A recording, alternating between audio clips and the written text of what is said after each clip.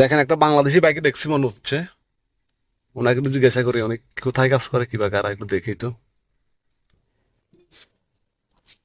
আসসালামু আলাইকুম ভাইজান, এদিকে আসেন একটু, দয়া করে একটু এই পাশে আসবেন ভাইয়া।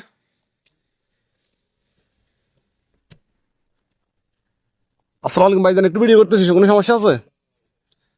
আপনি তো দেশের বাড়ি কোথায় ভাই? দেশের বাড়ি নেত্রকোনা। নেত্রকোনা। এখানে আসতেছেন কেন, কি কাজ করেন আপনি? ভাই আমি একটা বলদের কাজ করি, 700 টাকা বেতন।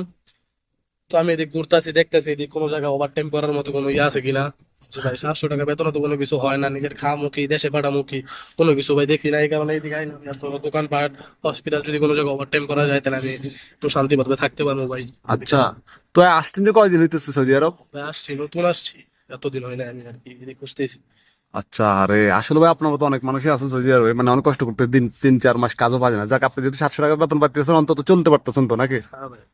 যাক, আপনার সাথে যেহেতু আমার পরিচয় হয়েছে, আমি আপনার জন্য ছোট্ট একটা গিফট আনছি। মনে কষ্ট নাইলে আমরা আপনাকে দিতে পারি। না না ভাই, সমস্যা নাই, দেন।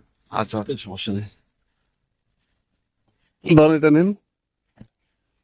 এটা 10 কেজি চাউলের বস্তা, ঠিক আছে? এটা আপনার ফ্যামিলি, আপনার মানে রুমে কয়জন থাকেন আপনারা? ভাই আমরা 3 জন থাকি এক রুমে।